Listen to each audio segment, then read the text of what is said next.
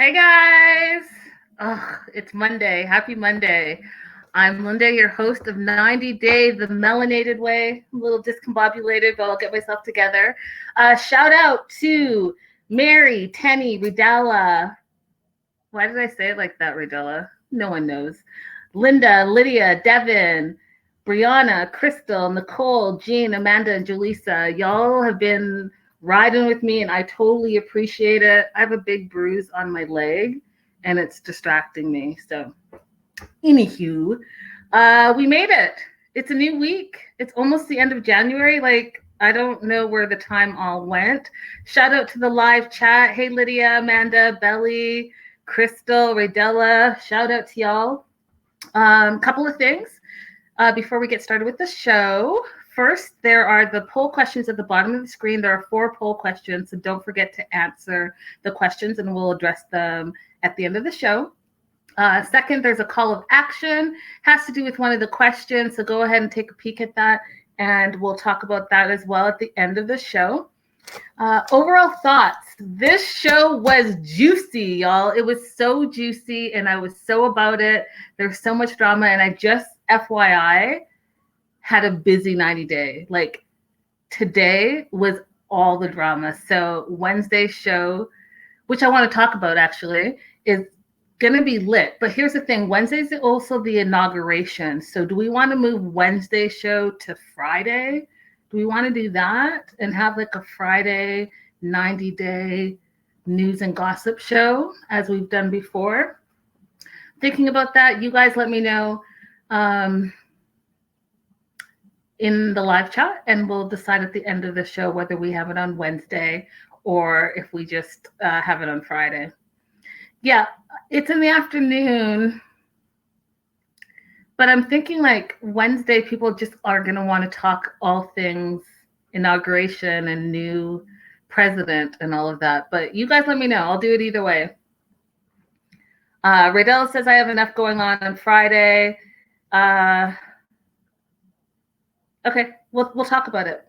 So that was the first thing. The second thing is y'all make sure that you are following all of our socials. So all the 90-day stuff, because we are breaking news left, right, and center. Like breaking news left, right, and center. And it's been a doozy today. So I am just absorbing it all. I've been holding on to some tea. I've been releasing it bit by bit, but it's like it's been nonstop. Between Larissa and Jess, the OnlyFans thing that just keeps leaking and leaking and leaking. And then now I just have some minty tea. Like it's, I can keep up, and I do keep up, but whoa. Also, tomorrow's show, tomorrow's show, I have a special guest, Evelyn, who was also on American Idol and has a beautiful voice. So she's going to be our special guest for tomorrow. She's going to be on at 8 o'clock. And I know we do 90 Day Bears All as well. So I'm going to have an extended show. That first hour is going to be dedicated to getting to know Evelyn a little bit more and her new music. You've heard of any of her new music. It's amazing. So I want to talk to her a little bit about that. And, obviously some 90 Day stuff. And then I'll get into Bears All. Yeah, so live chat's going crazy, so it's great. So that's what we're gonna do tomorrow. So this week is gonna be a little different. We're gonna be fluid and flexible as we all are. So today's show, normal. Tomorrow's show is gonna start at 8 and it's gonna go till 10. And then on Wednesday, we'll decide if we're having Wednesday show on Wednesday or Friday. All right, today's show, crazy, okay? My overall thoughts was I loved all the tea, I loved all the drama, I loved all the juice, and I just think like it's just getting better and better. Don't know about y'all, but I was like, oh no, to all of the couples. Oh no, let's not all get involved in all this drama, but we will. So the title was appropriate, You So Bad Boy. They start off with Brandon and Julia, and the parents are going away for the night. Now, I don't know if you guys noticed, but they brought 2 suitcases. Where are y'all going? Like, I pack crazy. I'm a last minute packer, even if I'm going for like a month. I'm the worst. I hate packing. But I know that if I'm going overnight, I just need like an overnight bag. I don't need suitcases. And those fools didn't even stay like the whole day the next day. They were back bright and early. I was like, okay, so wait, what is happening with you guys? Because honestly, Ron and Betty, I was kind of digging you in the beginning. I was thinking, okay, you guys are very much about rules and family and the farm and all of that stuff. But the more I get to know you, I'm side eyeing you a little bit. Like, what, like, what's your story? Because your story isn't adding up as far as I'm concerned. So, as soon as they leave, you finally got to see Brandon and Julia feel like they were happy and got to spend some time alone together.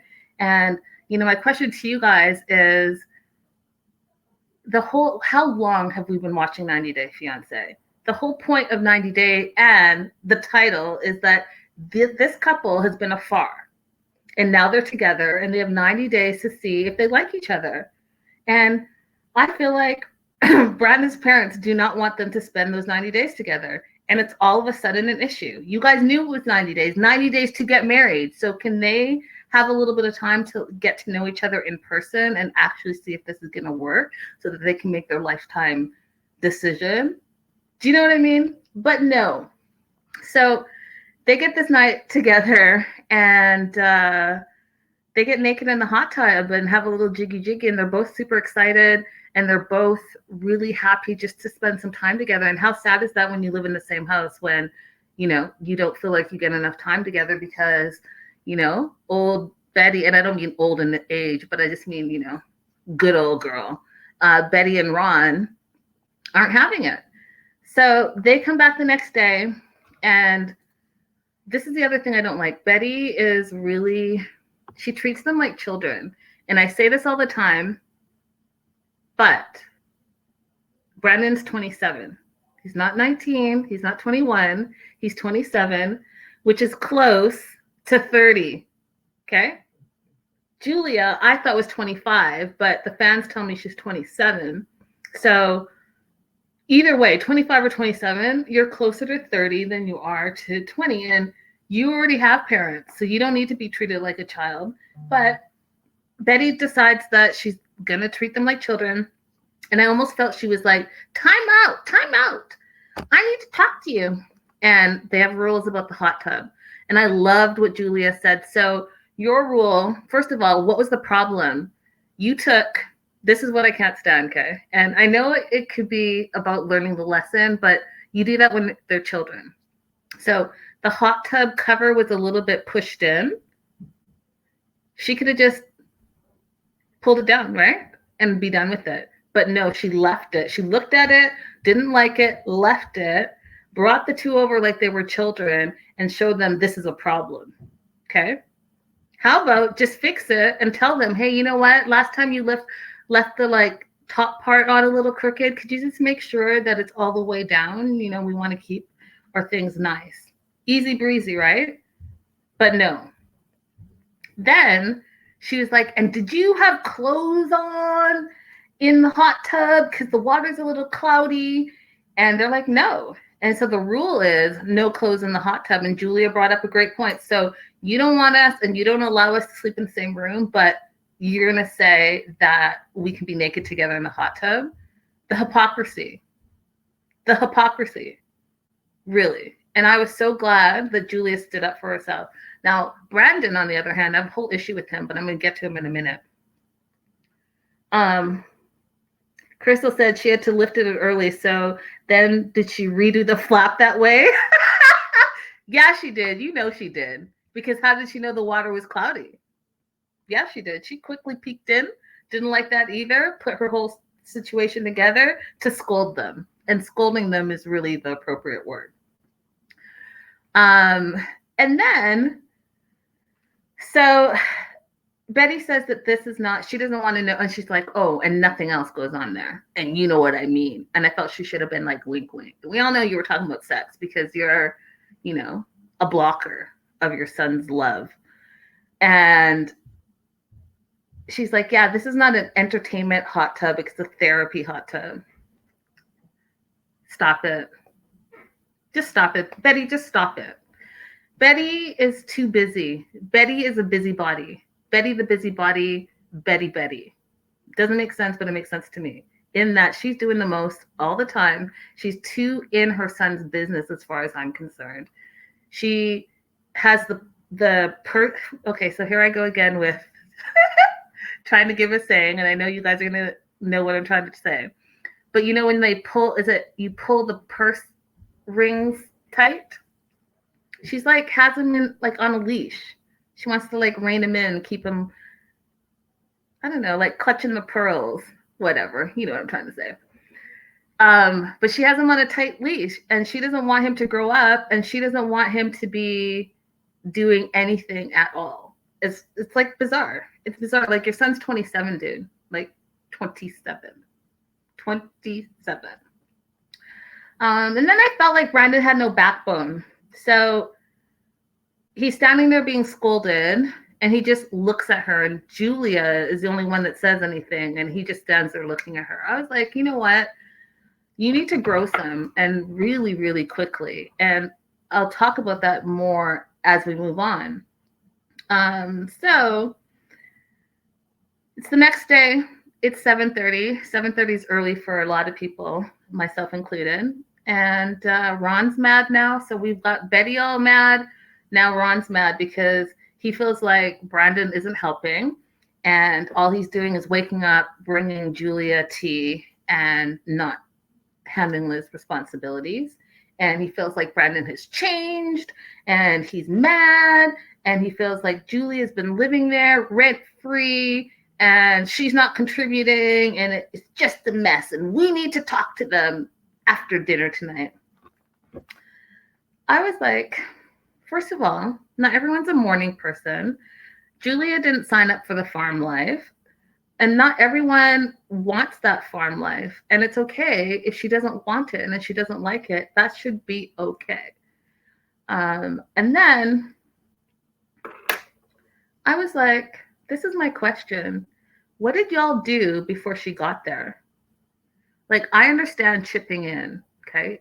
I think that if you stay at anyone's place for an extended period of time, and I've had people stay with me plenty of time, and it does get irritating if you're like, still running your household and they're just laying around doing nothing. I totally get that. I think that they could come to an understanding. Like maybe she does the dishes, or maybe she walks the dogs, which we'll talk about shortly. Maybe she does whatever to contribute, but for them to expect her to be literally a farmhand is not okay. It's just not okay. She didn't sign up for this. She didn't say, hey, for my room and board, I'll be your farmhand. She never said that. You just expect it from her, and you expect it from your son. What are y'all going to do when your son moves out? What did you do before Julia got there?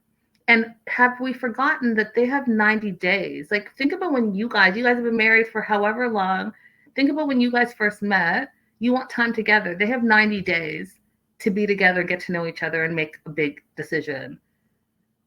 Give them those 90 days. Let's totally get into the live chat here. Amanda says, if they wanted to have this freaking hobby farm, they need to put the work in. No one is making them do it. Ron and Betty are trying to get out of their responsibility. And Lydia said, and the guilt trip. Oh, hey, Jaleesa. And then Jaleesa said they're treating her like a servant. So, yeah. That's true. Crystal's asking, but what did Brandon tell them, though? And that could be the backstory. It could be like, hey, pay for her ticket, and I'll make sure she helps around the farm. It could be something like that they had expectations, and I wouldn't put it past Brandon, because he has no backbone. He just says whatever makes the person happy. And then the next day, and they get talked to again, and this time it's both Ron and Betty sitting them down, saying that they're not happy.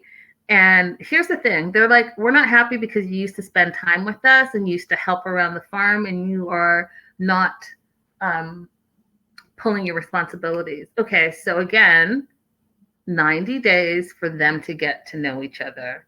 So is this really about the farm work, or is it about the fact that you're spending less time with your son? And I get it. You know, you're a close family. I get it. You want to spend time with your son, but like, it's 90 days. You guys can figure it out. Plus, what was that chick that you had come through? Ours, whatever her name is. But she helped. Where is she? Bring her back to help you. Because what I saw when they went to help was you guys dictating and them doing the work. So is this let's all work, or let's separate them and have them work because it's our house and our rules? Because when I saw Betty drinking the tea and then tell Julia that she didn't have time to have tea, but hold my cup, I was like, that is so messed up. And then you're going to feed the goats, but you're not feeding the goats. You're just going to point to her and tell her what she should be doing. It's a little shady. It's a little shady. It's a little shady. Like, now you're shirking your responsibilities, because that's what it looks like to me. So then Dad like lays in them. He's like, you need to do the business. You need to get up. You need to feed the animals. And it was funny because I know it was a poor choice of words, but did you guys remember, and do you guys remember hear him saying, I'm out here doing animals? It just sounds wrong. Sounds wrong. I know it's just like, you know, I do it all the time where you say something, you're like, oh, wait a minute, what am I saying? But it stood out to me. I was like, ooh, that sounds terrible. And so he goes on to say that you can't make tea for Julia. You can't do anything. You can't go in a room. Don't even stay in a room. Just get up and help us with the farm. And when Brandon broke down his day, and he's like, well, then I get up at 4 or 5 a.m. I do farm work. I go to work from 8 to 5. I come home and do more farm work. So Julia has a point. When is it that you're going to spend time with me? When she was sitting with him and asking him, like, hey, how did you feel about what they said after she walked away?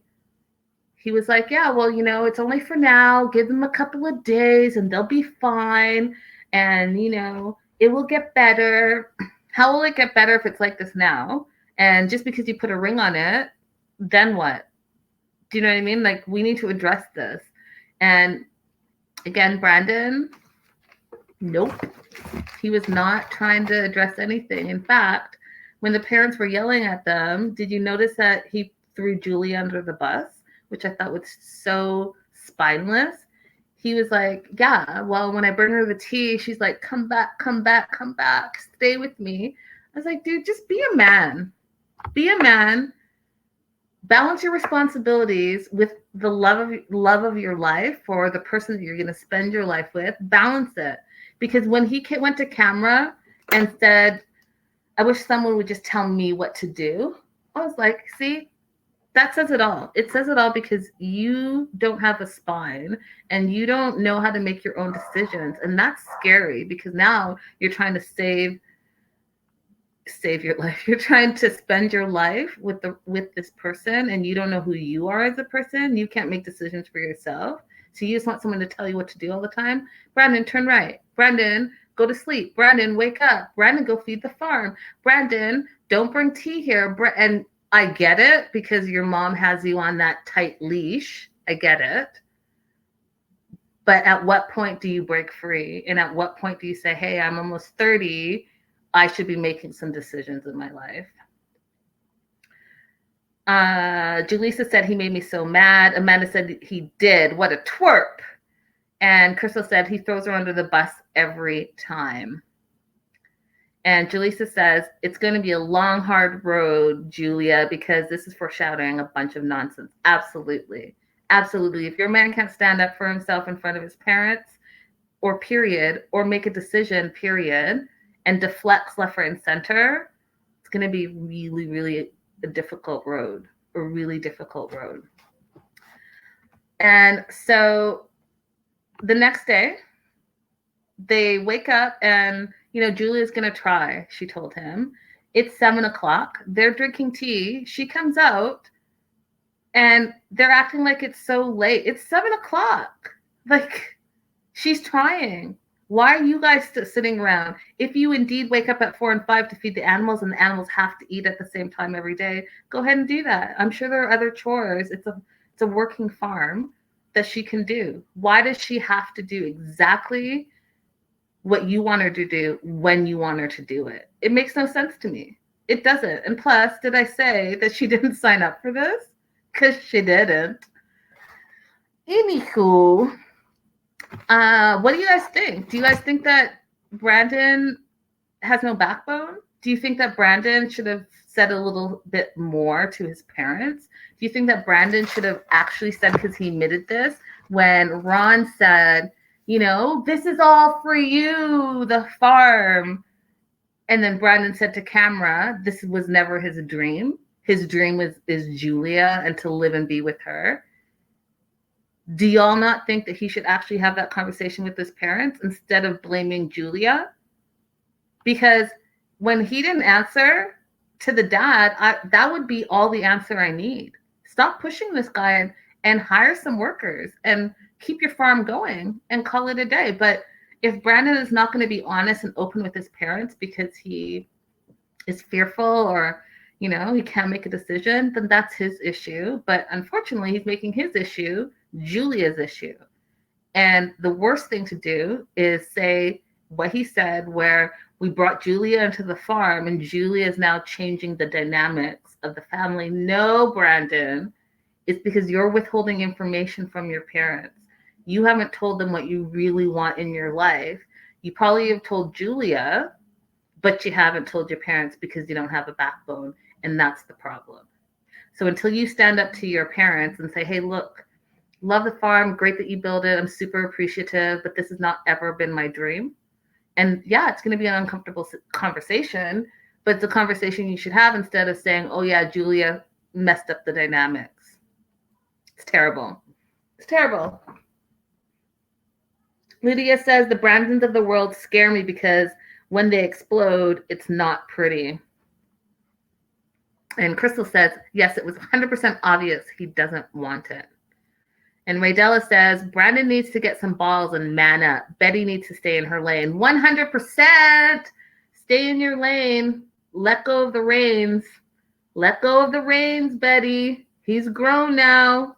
He's grown. You've got all the animals to like replace him. And if you want to boss someone around and care for, you can do that on a regular with all the family. Now, I want to talk about these dogs. Okay. I don't want to like come off as judgy. Okay. I don't want that. But I do want to say this. It made me feel uncomfortable to see that they were breeding dogs. I feel like in 2020, and I get that it's a business and I get all that. For me, it made me feel uncomfortable that there are so many dogs, animals in general, that need homes and that are mistreated, that I don't know, it just made me feel uncomfortable to see these dogs in cages, especially because like you're on a farm. So like if indeed you're going to be breeding dogs, which whatever, right? Can't the dogs roam the farm? Be out in all that openness that you have and like be free? Why do they got to be caged up like that on all this acreage you have? I saw when you left for your overnight trip, you had to go down this whole acre thing to like leave. Can't the dogs be out in the day? I just, it makes me feel uncomfortable. Anything caged like that, unless you're like potty training them, and I know that's not the right thing, but I always say that, unless you're training them, you know, to be indoors and or there's like you're disciplining them for a moment, then like okay, but that's not what that was, and it made me feel uncomfortable. Amanda said, Same, not judgy at all. It's a yikes. And she said, I'll say it. People can be mad at me, LOL. Same. I can't think of worse profession to be in 2020, 2021 than a dog breeder. Yep, even if adult ones are outdoor kennels, they're not pets, they're products. I hate that. Yeah, housebreaking, potty training, you get what I mean. Like, I just feel like there's got to be a different way to handle all that. And I don't know, like, the whole breeding lifestyle. And if you're watching this replay on YouTube or you're listening on the podcast, then you can go ahead and tell me. But for me right now, it just made me feel uncomfortable. And it was no bueno as far as I was concerned. Then, so that's Brendan and Julia. I think I'm going to move on from them because all I know is that Brandon was not the business, and Brandon needs to be a man. That's my takeaway. And Brandon needs to stop blaming Julia for everything and be open and honest with his parents. It's all about communication, and you're that close to your parents that they put you on. What was that website?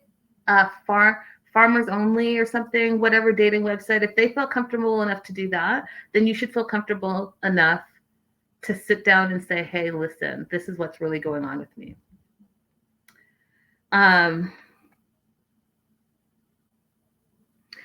Riddell says, remember, these are the people with crickets in the kitchen. True. And Amanda says, people are coming for them in their business online. The website is bad, very HTML 2003. So, next up is Rebecca and Zied. So they're on the way home. Dinner's done. They finally get rid of Debbie Downers, Tiffany and Micah. Bye, y'all.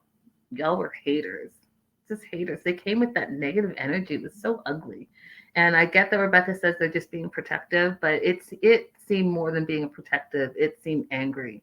And you were being like outwardly hostile towards someone you had never met in real life. So you never really gave them an opportunity to get to know you. And that's super whack.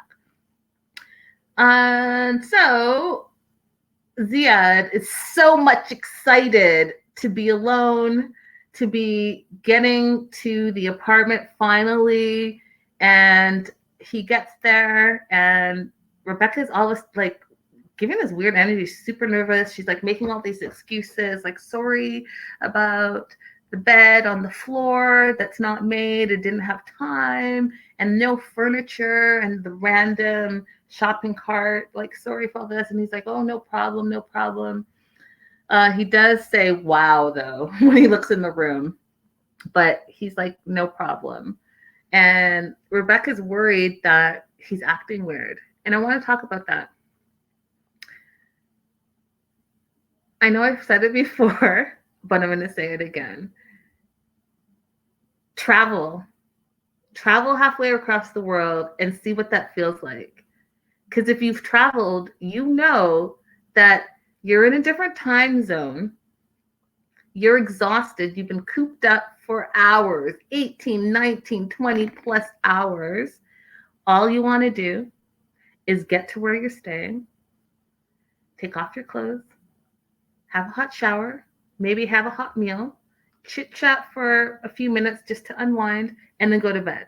Because what you're trying to do is adjust and, relax. It's been a long travel day. But no, Rebecca thinks he has an attitude in that he's not acting like himself.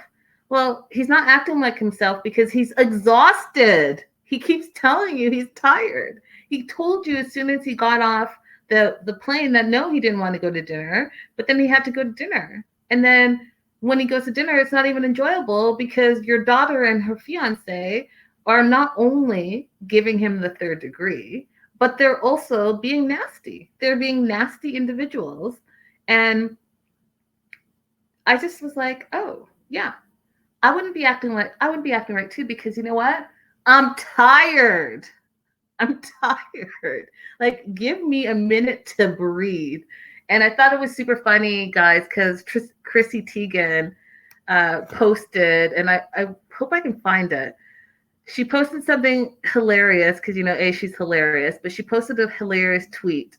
And it said, these people on 90 Days gotta, all capitals, stop planning shit right after their partner lands. No one wants to go to Fuddruckers after an 18-hour flight, Gary.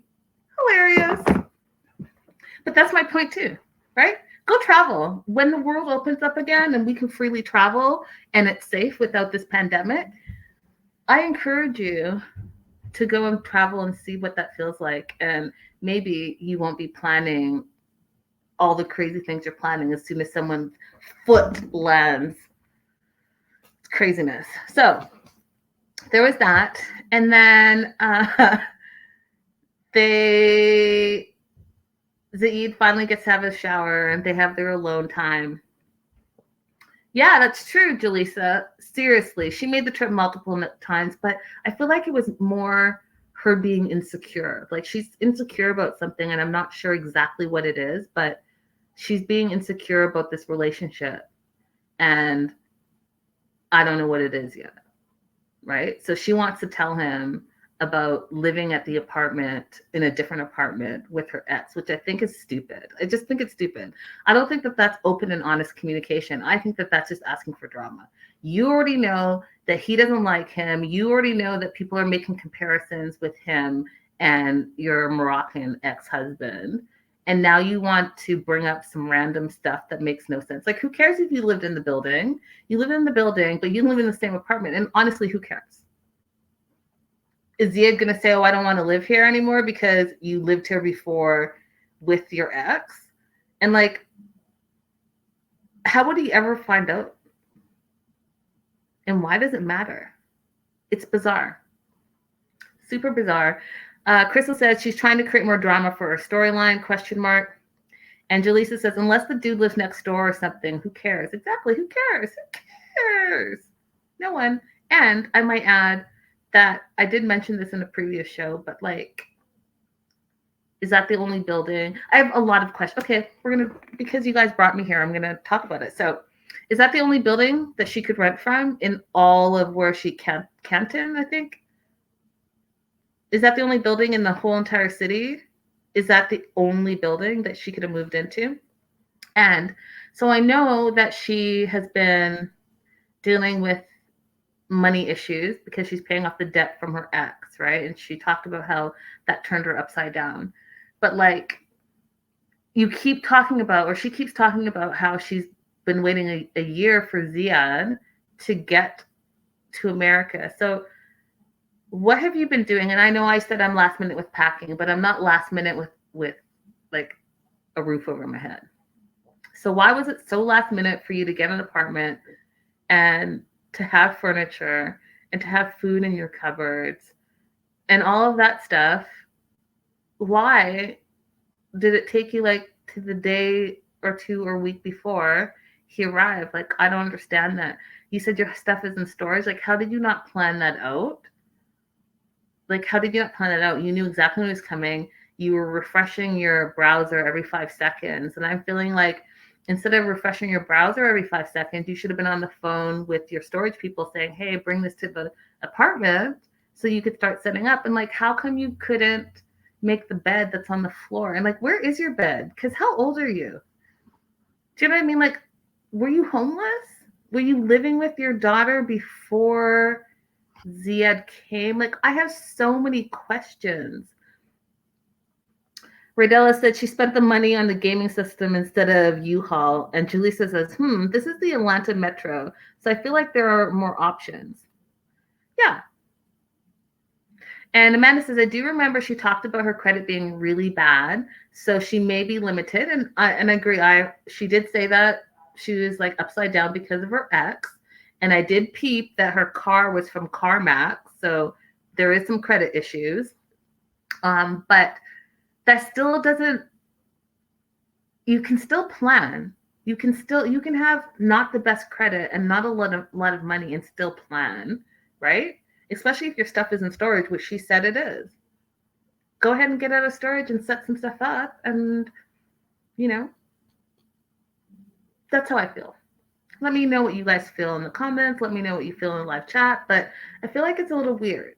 It's like a little weird that it was so last minute. Anyways, Rebecca wakes up.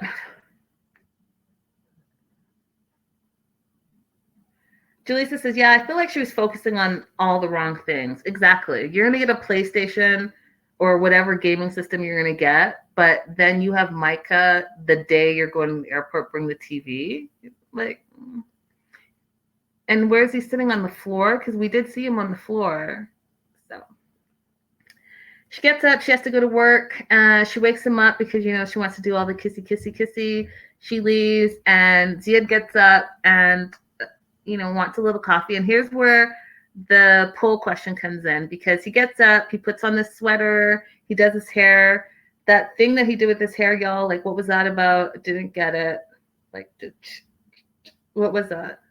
Is that like the new? I don't know. It looked like a peacock. Is it a peacock? A rooster. It looked like a rooster to me. And I do like it way better than the long hair, though, FYI. I do like the short hair better than the long hair. I was just curious. Like, if you're listening on the podcast, I'm doing this fancy hair routine with my hand. But he put his shoes on in the house. And so that was my question. That's part of the poll. He had his white sneakers on to walk to the kitchen. And, this top, this is probably the most dressed up that you guys have seen me in a while. Like, yeah, I did that thing. When I do interviews and stuff, then I get dressed up. But mostly, like, when it's this and we're all just talking, we're all family, I don't get super, super dressed up, right? I get, like, chill. But I'll tell you this, when I wake up, I'm not getting ready to go get coffee. So I just, like, do you put your shoes on in the house? Is that like an American thing? He's not even American. So, like, what is that? I'm just curious. I'm very curious. Why would you put your shoes on? You just got out of bed and you just got ready and you're having coffee in your kitchen. You going outside for a walk? Crystal says, well, is the floor like concrete?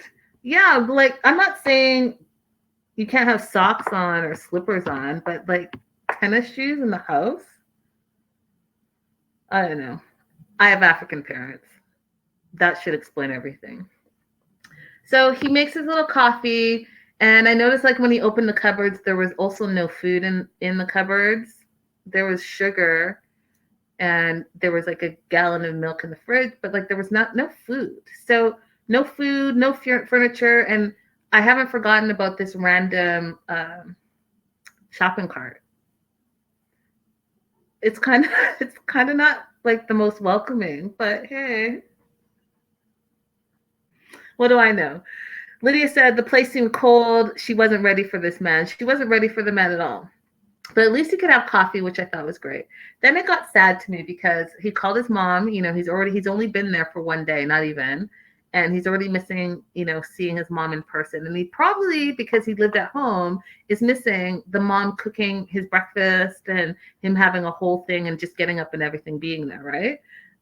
Let's be real, right? That's part of it. So he calls his mom and he tells his mom how, Tiffany and Micah mistreated him and how they talked to him crazy and compared him to her ex, Rebecca's ex. And the mom, I love this little saying, your hands and fingers are not the same as his.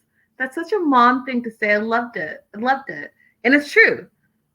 Why are you comparing the two? They're totally different. They're not even from the same country. So, like, calm down, Tiffany and Micah.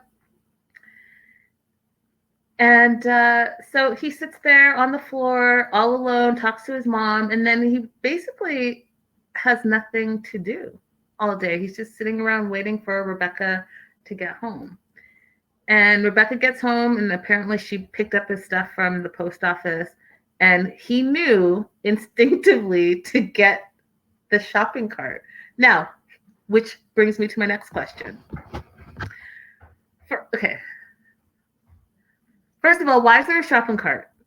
Why is there a shopping cart in your apartment? And now I understand that the shopping cart is there because you use it to, like, haul things up and down, bring things into the house, which makes sense. I get it. That's pretty effective, especially if you're on a budget. That totally makes sense. But, like, where I live, you can't, they have these locks. You can't take the shopping cart past the parking area, or even if you do try, it locks. So like, how did she get the shopping cart all the way home? And did she walk it with it? Like, did she go to the grocery store and then decided that she was just going to keep the shopping cart? And like, why did you bring it all the way into the apartment? Like, did you make a conscious decision? Like, yeah, I kind of like it. Now, on the other hand, I felt like, you know what? It's kind of cool because it's been useful. Zied was able to use it to bring his packages up. And I feel like it could be like a toy. Do you know, they have all that space and no furniture. Zied doesn't have, his gaming system yet. So he could just jump in there and like do wheelies on it, you know, Superman on it, like all the things that you used to do as a kid. He could do that, and that could entertain him for a couple hours because he could totally do like a TikTok challenge with the shopping cart. Boom, go viral, kind of like that dude on the skateboard, right?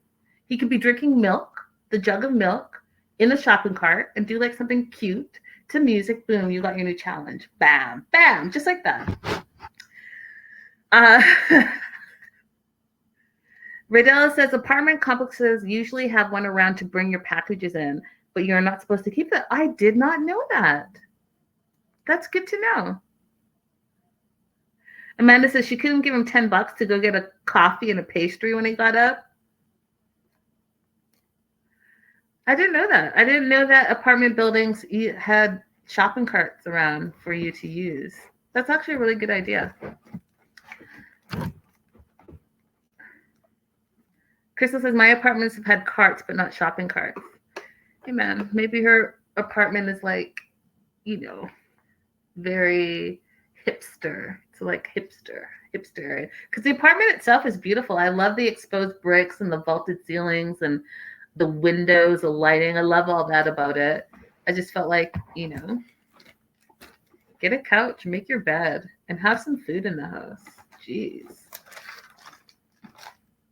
Because, you're someone's mama. You should know better. You're not like some random single. You've been married 3 times already.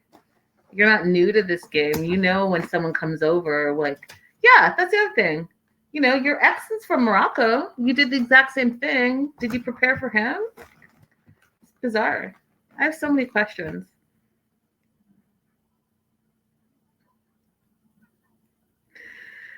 Oh, so many questions. Anyhow, moving on to Mike and Natalie. Natalie is a meanie. She's a meanie and a bully. Even the cat doesn't really like her. She pulled the cat from the window. The cat tried to jump out of her arms, but Natalie gave that stranglehold. The strangle, the wrestling hold on the cat. And she's complaining, of course, that she has no friends and it's hard and that she's alone. And she really feels like in the relationship they have no respect for each other.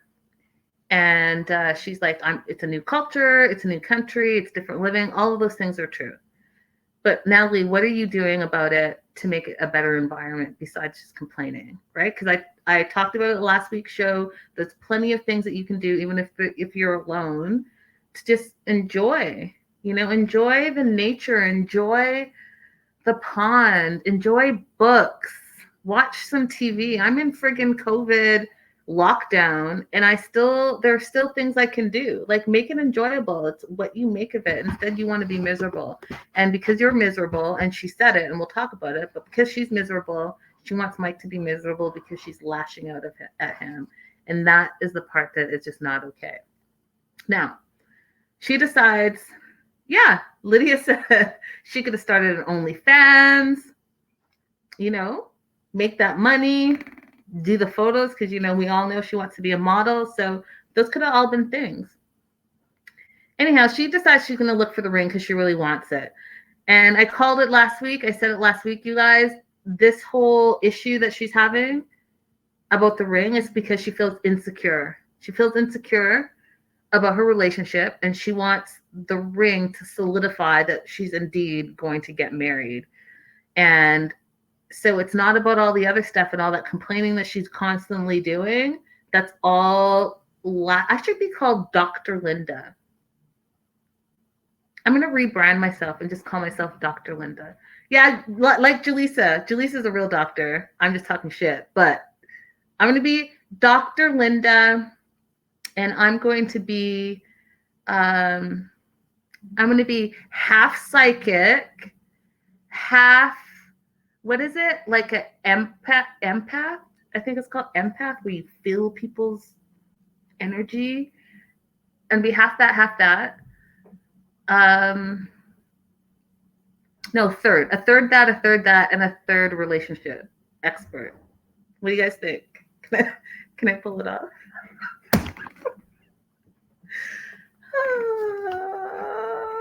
Probably not.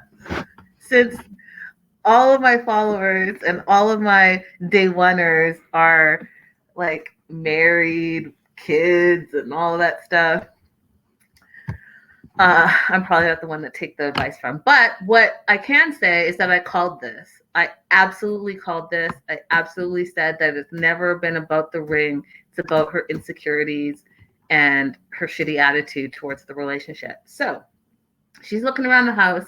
And do you guys remember that I thought that he put the ring on top of the fridge in the corner, right?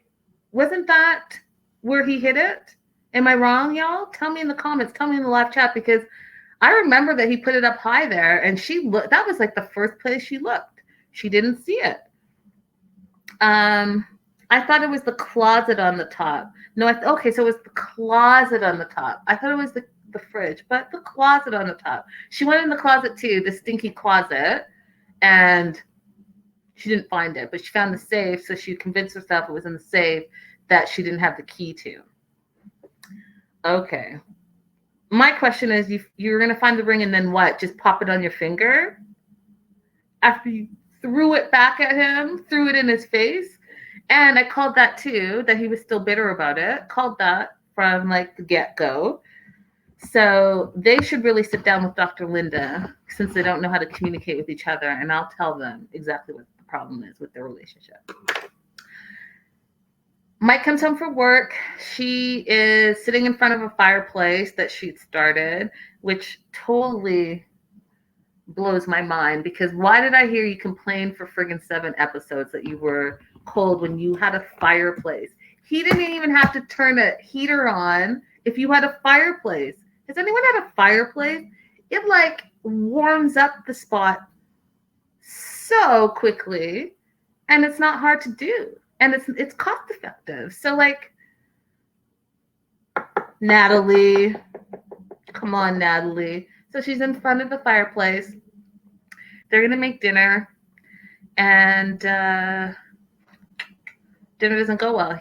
He wants to make stir fry, and just like with the root beer being beer, stir fry being no fried food because you're too fat. Oh, but by the way, kiss me now. No, I don't want to kiss you. I'm pissed because you're being a bitch, and I'm going to have a beer. No alcohol because you need to lose 10 pounds. So I just wish you would listen to me. I want you to eat the way I want you to eat. I want you to talk the way I want you to talk. I want you to pay attention to me the way I want you to pay attention to me. I want you to not drink like I don't drink. I want you to be a vegetarian or vegan or whatever she decides that she is, like me, because I am of that class, okay? Again, you guys aren't new to each other. You knew exactly who he was because you guys have been together for a few years now. So why now are you saying that he's different, that you have arrived and he's treating you different, and the Mike that was from the Ukraine is Y'all, remember when they had a fight in the Ukraine? The first place Mike went to was a patio to grab a beer. He's the same dude. He's the exact same dude. So I can't understand what she's not seeing. I can't understand what her problem is. Like, she doesn't know who Mike is. She knows exactly who he is. She just doesn't want to accept it. And she thought, honestly, you guys, she thought that she was going to be able to change him. So that didn't go well. And they sit down, and it continues to go downhill from there. So she's asking him about his IQ. And randomly, who asked that question? But what's your IQ? And she says, mine is high. It's like 110. And he's like, I don't know. And then she calls him low class. She's like, have you ever been to a museum? And he's like, yeah, I've been to the Louvre. And she's like, oh, I took you there. You're low class. And he's like, what are you talking about? And when she said, I live it now, she said that she lives low class. I could see his heart drop from his chest to the floor. He was so hurt by that. Not only is she like emasculating him, she's so unappreciative of everything that he's done to get her here and how patient he's being with the constant nagging and the fact that he has to take care of her because she can't work. Yeah, I'd be upset. Like he was not, he was hurt. He said in his words, he said that some of the things that she says are very hurtful. He didn't even say he was mad, y'all. He was hurt. Because can you imagine the person that you love that is supposed to love you doesn't like anything about you, wants you to not be who you have been for the past 35 years, can't drink, you can't eat meat, you can't do anything. And then they call you low class. And then they basically call you an alcoholic. And then she says, don't touch me. I'm afraid of you. Hurtful. And then, like, hurtful. Hurtful. On top of, I don't know if I said this, but basically calling him fat. It was hurtful. And he's hurt. And you can see it in his face that he's just hurt by the things that she constantly says. And now you don't even respect the fact that I work a million hours to keep a roof over our heads, my head. I got myself out of $30,000 of debt so that I could bring you over here.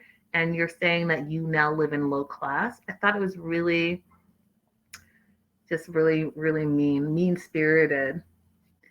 So, anyways, and then also calling him dumb. So she says she's 110 IQ and that he's low class. And then you know what? Finally, I was happy that Mike stood up for himself. I was happy that he says to her, what makes you so special? What makes you better than everyone else? What makes you all upper class? What makes you that? And she didn't want to hear that. She like deflected that 100% and said, you know, I've said what I had to say. But he was like, no, really, what class do you live in? Okay. She goes to camera and says how she doesn't like how she's being treated. And she goes to camera saying, when the producer asks, do you provoke Mike? And she's like, yeah, I do. I want him to feel what I feel. I was like, this is not a healthy relationship. It's not healthy because you lash out at him and say mean things when you don't get your way. And as far as I can see, he's trying. And maybe you don't like the things that he does, and maybe you don't like the things that he's into, but you knew who he was this whole time and you chose to be with him. So that really, my friend, Natalie, that's on you. And I don't want to, I'm going to do it anyways. I think that she's being a terrible, terrible, terrible girlfriend. I think she's being terrible. And I try not to say mean things, but she's being terrible and she's treating Mike terribly, and it's coming across that way. And it's just not good. And I don't see how she doesn't see that. I don't see how she doesn't see how rude and obnoxious and mean-spirited she's being and how words are hurtful, right? So you can never take that back. Do you know what I mean? You can never take back calling someone low class, and then you can never take back the fact that you said I live it now. You can't ever take that back. Rodella says, like she was living in a mansion before. Yeah, I talked about that. We seen where you live with your mom in that apartment. Stop playing. Like Mike said, what makes you better? What makes you better? It was sad. I felt bad for him. Because, you know, at the end of the day, he was just hurt. He was hurt. And, like, with all of that, why would he ever want to give the ring back? Why? Of course he's unsure because she doesn't make it easy, and he said that too. She doesn't make it easy. Not one bit. Then there was Jovi and Yara. First of all, breaking news, she had the baby, and I think it's funny, and I think that that's why TLC didn't want all this stuff to leak, because it did, and we already know that she had a baby, and we reported it here first on the Melanated way. But I was tickled to see how it was unfolding. So she goes to meet Jovi's mom and his aunt, so Gwen and Renette, and again, not so welcoming. They're more like an inquisition. They're concerned about her true intentions. The mom really wanted Jovi to be with a quote unquote Bayou girl, but here they are. So here they are, and they're sitting in a coffee. Hey, Selwa. Sitting in the coffee house, and they're not attacking her, but they're not like, hey, so like, tell me about yourself. What's your story? They're like, so have you been married before? How did you and Jovi meet? Oh, you met online? It's 2021. Yeah, they met online. Okay. And then, oh, you've been engaged before? And all of a sudden being engaged and breaking off an engagement is like super taboo. What? So what? What's the big deal? What's the big draw? Does Jovi know? I'm sure he knows. And again, what's the big deal? Like, who cares? Who cares if she was engaged before? Who cares if she was married before? She's not now. She's with your son now, and that's what should be important. But no. All of a sudden, it's an issue because I guess when Yara said that she met Jovi 4 months after, that was a red flag for Gwen. So she was really concerned about that. And then they were also concerned about the fact that she was wearing her ring on her right hand and not her left hand. And when Yara explained to them the logic behind that and how that's what they do in their country and the left hand means something totally different, they should have respected that because that's her culture. But no, they're side-eyeing her like she's doing something wrong. I was like, oh, okay. So then Gwen is insisting that they have a party because that's what they do in their culture, and we can call it a gathering and not a wedding party. And Yara stood her ground. She was like, no, I don't want to have a party if my family can't be here. That's why I just want me and Jovi to go to Vegas and have our wedding. That way it's just the two of us. And I want to know what you guys think. Do you think that she should bend a little bit, and because they are in New Orleans and maybe that's where they're going to live, that she should have the party because I'm sure that they're going to have more gatherings with friends and family. She should really get to know them. Do you think that that's what she should do and appease Gwen, or should she do what she wanted to do, which is go to Vegas and not have a party and not have a gathering? I don't know. I'm kind of stuck in the middle. I feel like she should do what she wants. I think that she should have the Vegas wedding, but I also think she should have like a little after party for the family and friends because she's going to have to be around them anyways. That way everyone's happy.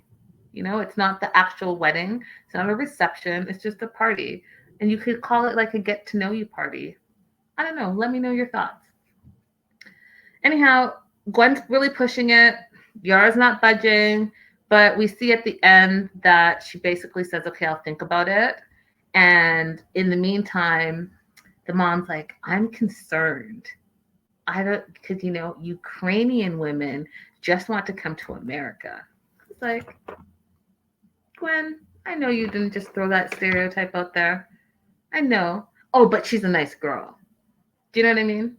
Sounds a little like, oh, but I have some black friends. Do you know what I mean?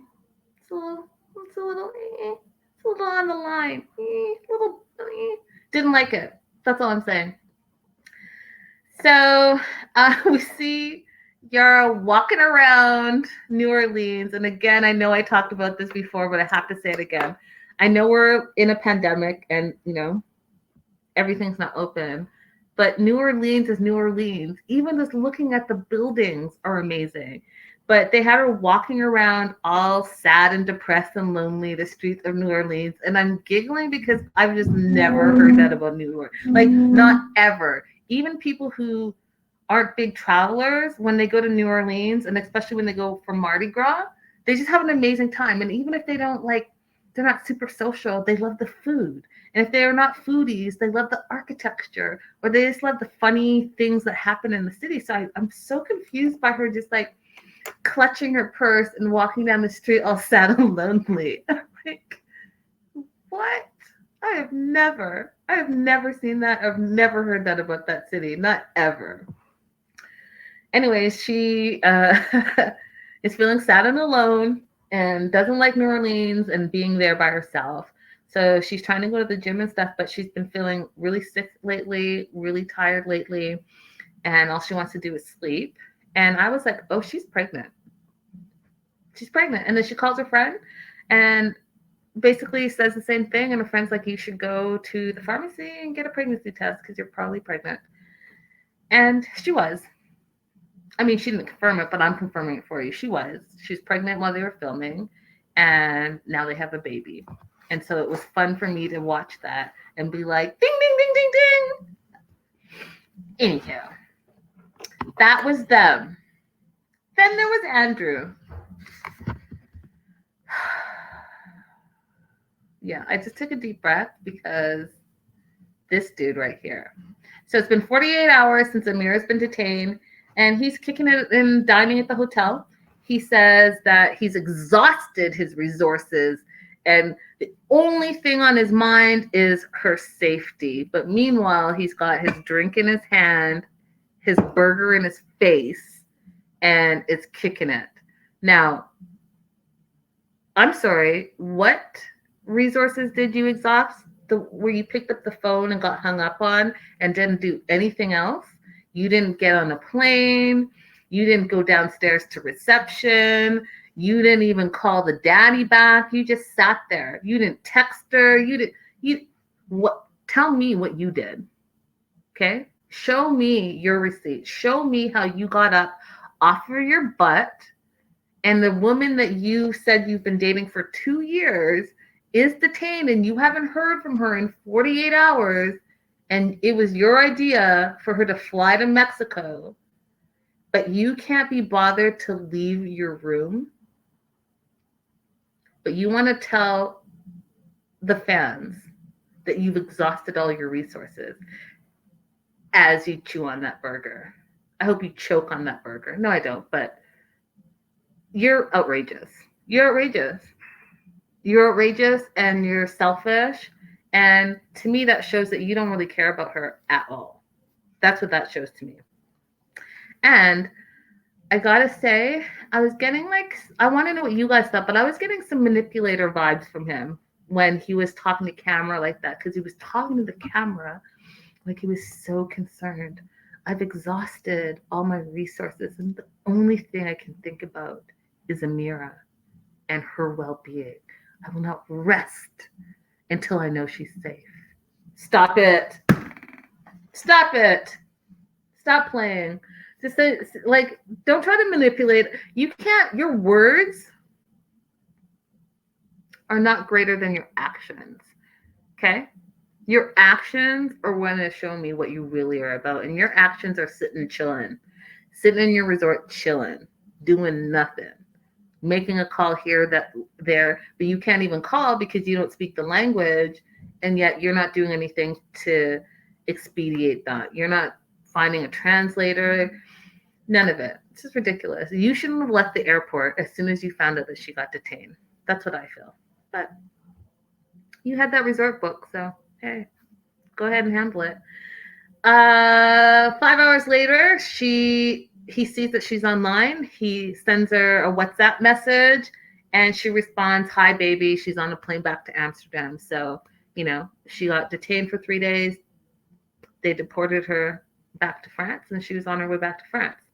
And then we see her side, and she's crying, and, homeboy didn't even message her, she said, when she landed, to see if she landed, if she was safe. Did she get to the hotel okay? He hasn't done any of that. So again, you've exhausted your resources, right? And she's really upset because he's the one that pushed her to go, she says, and she wasn't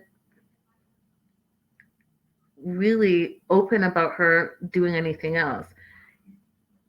She says that he said that he does everything for her, she does nothing, but hey, you're free to make your own decision, but if you don't come, I'm going to resent you for the rest of your life. That doesn't sound like a free decision to me. Does it to you all? Because that doesn't sound like a free decision to me. So she felt like she had to go, and she gets there and she has no support from him. We knew it was a risk, he says, but you weren't prepared to do anything else. You just wanted it to work, and you basically forced her to come, and you didn't support her. Belly's asking, did they deport her because of COVID or some other reason? So it's not super clear why she got deported, but I'm going to tell you what I think. So because there was a travel ban, and in the midst of COVID, and the U.S. closed its borders, but also Europeans weren't supposed to travel, right? And although that Mexico didn't have closed borders, they know what people are doing when they're traveling from one country trying to get to the next country. So when she said they didn't tell her anything, I'm sure at the airport before they detained her, where are you off to? How long are you staying? What's the purpose of your visit? All of that stuff. And she probably couldn't answer those questions correctly because you basically are in Mexico for 14 days to quarantine. Well, why are you quarantining for 14 days? Well, because you're on your way to America. Well, you're not supposed to travel from Europe to America. The borders are closed, so you can't then use this as the in-between. Do you see what I'm saying? So I think it was more that than anything else. Rodella says, yeah, he found out from her dad about the detention. Paperwork said something dealing with her passport. Yeah, so I posted on her social media. It said something about her passport, but some people are saying she didn't have a passport, but she couldn't travel internationally if she didn't have a passport, you guys. So I don't think it's that. I do think it's what I said, where she was not supposed to be traveling en route to America through Mexico. Okay, they kiboshed that. And really, if you think about it, it would have actually perhaps happened there, or it would have happened at the border from Mexico to U.S. So there was like a double whammy there. So she talks about how terrible the detention was, how they robbed her of dignity. There's no toilet paper. She couldn't shower. They took her cell phone. Can you imagine how scary it is for an adult? And I know this is a little off topic, but like all the detention centers that separate children and their families in America, it breaks my heart. It breaks my heart. So yeah, she's traumatized and she's trying to heal from that, and I don't blame her. And she has a fiance that didn't even see if she arrived in Amsterdam okay.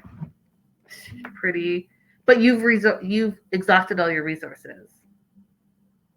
I don't know. You guys tell me. Actions speak louder than words. That's all I know. And he's not even using his words because he didn't even call or text her. Hope you got to Amsterdam okay. Thoughts and prayers. Anyhow, on to Hazel and Tarik. So they're in the pandemic, and so they got their masks on. Before I move on, Amanda says, I don't agree with trying to skirt around the travel guidelines, but I think maybe she would have been better off if she just got a round trip ticket. Oh, totally. Totally. And I don't know if she didn't do that, but obviously there was an issue. So Tarik and Hazel are having lunch or a meal on the boardwalk, just so that she could see a little bit of Virginia Beach before the city goes really on lockdown. And so, first of all, I got distracted by Tarik's outfit. I felt like that outfit was like so 1990s. Like, I don't know, maybe it's the chain, the Tarzell chain, the hat. Oh, I don't know, you guys. I just got the red. I don't know. I got distracted by it though. It really distracted me. I was like, what do you have on? What year is this? But anyhow, sidetracked. Okay, still sidetracked. Hazel was impressed by Tarik is stuck in his style when he was 20. Facts. Crystal said he's all out of date. Yeah, it was very distracting. It's very distracting to me. I had a hard time. As you can see, you guys, I normally take a lot of notes. I had a hard time taking notes because I was distracted by everything that was going on with them. His outfit was the most distracting to me. But so they're sitting on the patio, and Hazel talks about how she wants to meet girls, how she's bisexual. And then Tarik says, you can pick from all kinds. What? What? What does that mean? You can pick from all kinds. Like, then he says, like, there's black girls, there's white girls, there's Thai girls. And I was like, so, like, you're at a market? Because that just sounds weird to me. You can pick all kinds. Anyhow, sidetracked again. And Tarik wants to bring in a third person. His preference is a Thai girl. So because Hazel wants a girlfriend, right, as well as Tarik, her future husband, so they're going to be a throuple. His preference, if they do that, is that she's a Thai girl, which, you know, I just have so many questions, you guys. I have so many questions. Belly says Tarik only likes Thai women side-eye. And it's me. Hi, it's me. Everyone in the live chat, say hi to it's me. I think she's new because I haven't seen that. Hey, girlfriend. Oh, welcome, new. Welcome. It's me. Welcome. We love having you here. Okay, so this situation. Okay, first of all, I want to say that I think these two. I think Tarik really loves Hazel. Okay, I think Tarik, and I've said it before, I think Tarik really loves Hazel. I think Hazel likes him a lot and cares for him as a person, but I think Hazel wants a girlfriend. I think Hazel wants a girlfriend. I think that, and who am I to say this, but I'm going to say it anyways, I don't think she's really bisexual. I just think that she was never allowed to be with females because her parents, like she said, were so religious and that she wanted her parents to still like her. So I think that she was scared. And now that she feels like she's free to do what she wants a girlfriend, right? I feel like that's the case. So this whole threesome that's going to happen fascinates me because I want to know how it's going to work. And like the live chat is saying, so it's your girlfriend, the two of you, and like how does it work? How does it work? Do you take them both out for date nights? Or all four of you going to be sleeping in the bed? Like, I'm trying to, y'all help me out. Help the sister out. I don't understand how this whole thing's going to work because they tried it before with Minty and Hazel got jealous because she knows that her man loves Thai girls and she's from the Philippines. And, you know, this girl's from Thailand and Tarik apparently speaks Thai. And so they were speaking Thai to each other and she felt jealous and left out. So they broke up. That's what she's saying. So translating into Tarik, you need to break up with Minty because you're paying too much attention to her and not enough attention to me, which then tells me there's obviously going to be a problem. How are the three of you going to be in a relationship unless you find another girl who is a lesbian and is only your girlfriend and has real no interest in Tarik, because that's the only way it's going to work, because she will always then be jealous. You feel me? You see what I'm saying? Do you guys agree with me? Because that's what I think. Like, it's never going to be equal grounds unless it's like, okay, you're the main girl and you're the side chick girl. But then if it's both you're the girlfriend and the wife. See what I'm saying? Someone's always going to be not happy and someone's always going to feel like they're not being paid enough attention to. That's what I think. So then Tarik says the virus happened, and Hazel calls him out on contacting Minty, their ex, because she went through his phone. And I wanted to talk about this. Okay. So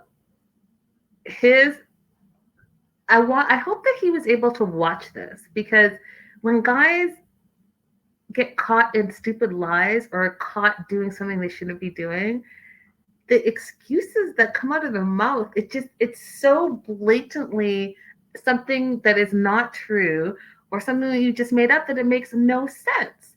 So he said the virus the virus happened, and I was so concerned for her that I texted her to see if she was okay. First of all, you did what? You did what? Because any woman, and you guys can back me up in the live chat, any woman knows when you get the random text from dude has taken any excuse he can to text you. Hey, I saw you were on Facebook. You good? Hey, I saw you posted that TikTok. You good? Hey, there's a worldwide pandemic. You good? You know what I mean? Any excuse to slide into that DM, they're going to have an excuse. So if they haven't talked to you forever, they just need to see something, some crazy something. Maybe you posted, hey, I'm at Ralph's. I heard you like groceries. You good? You see what I'm saying? Like, stop it. So the pandemic happened and you happen to have to text her and say that, hey, are you good? Even if she wasn't good, what were you going to do from America and she's in Thailand? Like, anywho, that was my first question. Then the second question, before I move on, was that when he sent the text, did he send it in English or in Thai? Because when you backtrack and you watch this second part, and Hazel said that she was feeling jealous and left out because they were talking Thai to each other, because Tarik speaks Thai and she doesn't understand it, Hazel, right? So then would Tarik then text in English to Minty? Because if you normally speak Thai, or when you, unless he doesn't know how to write Thai, maybe that's what it is. Because I was just thinking, then how was Hazel able to read the text? See what I'm saying? But maybe it was in English, because maybe he doesn't write it. Think about it. What do you guys think? Anyways, she goes through his phone, sees the text, calls him out on it, and he tries to make up some cockamamie story about the virus. And really was like, again, trying to pull a fast one. Riddell says, an ex from long ago called my house while I was at my mom's, LOL. Haven't listened to the message yet. See how they do? I heard you were at your mom's. You good, girl?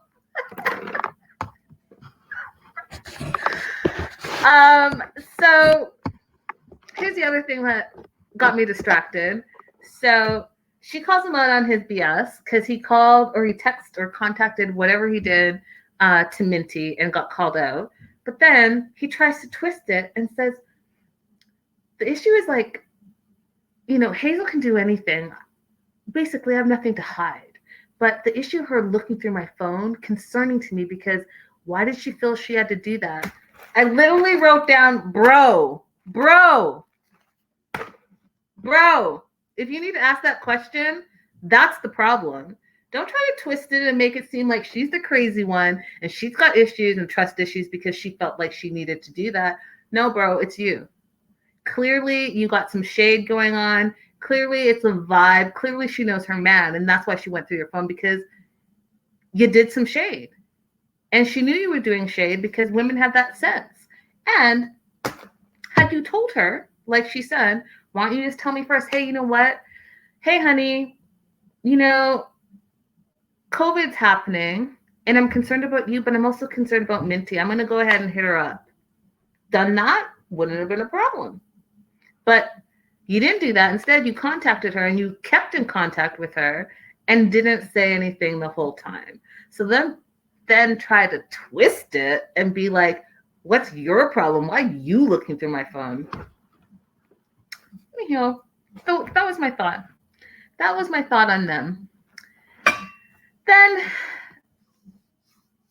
they talked about their sex life and the co-sleeping and that whole situation. And honestly, you guys, Tarik says that, it's Ari that doesn't want to sleep in the room, and literally was like, "Hey Ari, do you want to sleep here?" Which sounded super rhetorical because he's the one that doesn't want her to sleep in that room. Plus, the room is a total mess. It reminded me of Hoarders, and for the simple fact that he was like, "Okay, well, my job is going to get some carpet cleaners here. Your job is to clean up this room." This free labor business that you guys have is the entitlement is unbelievable. These Americans are coming in like, "Hey, you're going to do this and you're going to do that." What? This is your daughter's room. I just got here. How about we both clean this place up? I'm not your maid. I'm your fiance. Okay? Anyhow. So she wants to start training Ari to sleep in that room. And I got to say, it's going to be hard because Tarik is codependent, right? And yes, I understand he has a daughter with special needs, but he's also been single for 7 years and a single dad for 7 years. And so Ari also fills that gap for him as well. And, she's his safety blanket. And that's why he doesn't want her to break away. And so I kind of agreed with Hazel, like, she's growing up. You're not going to be able to sleep with her forever. So, like, let's try to start this transitioning and having her be independent. And you know what? Even though she has special needs, she can still be a strong, independent person. She can still be someone that makes her own decisions. And you can just be there to support her. You don't have to be making all the decisions for her. So that's what I think. But I could be wrong. But I feel like he's codependent on her as well. And he's afraid to break free a little bit. And that seems to kind of be the running theme this season about the boundaries of parents and children. But who knows? That was it, you guys.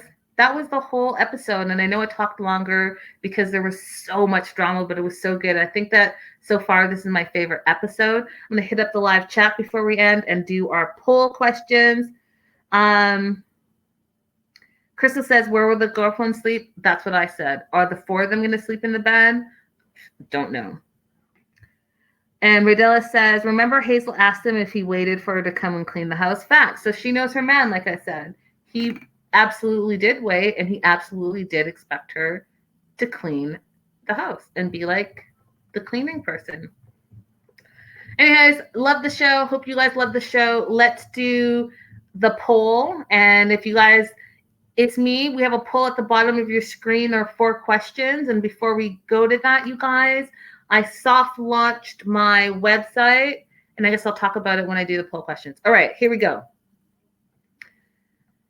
First question. Whose team are you on? Are you Team Mike or Team Natalie? With 85.7% of the vote, Team Mike. Natalie did get 14.3% of the vote. So there are people that are on Natalie's side and feel her pain. Second question was, shows. That's why you guys didn't get it, because I spelled shoes. Shows. The question was supposed to be shoes on in the house like Zied, ? Not shows on in the house. That doesn't even make sense. What language is that? Shoes on in the house. So this one will be a toss-up because clearly the question was not written correctly.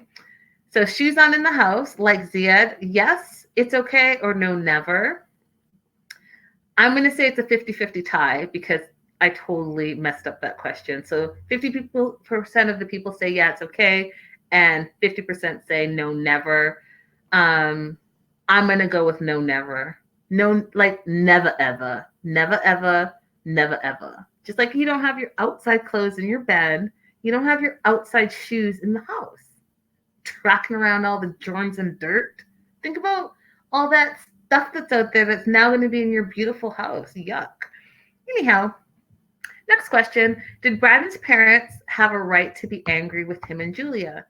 25% said yes, they need to pull their weight and help out. No freeloaders in this house. But 75% said no. What did they do before Julia got there? And what will they do when Brandon moves out? And last but not least, have you checked out my new website? 50% said yay, yes, and 50% said not yet, but I will. So, guys, my new website has done a soft launch, lindasogirly.com, and spelled LINDAISSOGIRLIE.com. And it's going to be all things. So, the Melanated Way is one thing under my umbrella. I do celeb interviews. I'm going to have a lifestyle component, a spirituality component, trending component, just so much stuff. Everything's there. So everything and anything, Linda's So Girly is under that umbrella. And I hope you guys check it out. Make sure that you like, subscribe, tell a friend, because we are really breaking news, you guys, all the time. Like I'm breaking news all the time. And you want to say you heard it here first. So at 90 Day, The Melanated Way, on YouTube. Make sure you're liking and subscribing. And so tomorrow we've decided 8 o'clock, we have a special guest, Evelyn from 90 Day Fiancé. And at 9 o'clock, we will do 90 Day Bearzall. And on Wednesday, let's just stick with Wednesday's show. We'll do Wednesday's news and gossip, same time, same place. Cool? Love you guys. Thank you, new people, for joining. Thank you. Thank you. Loved having you here. And I will see you guys all tomorrow. Good night.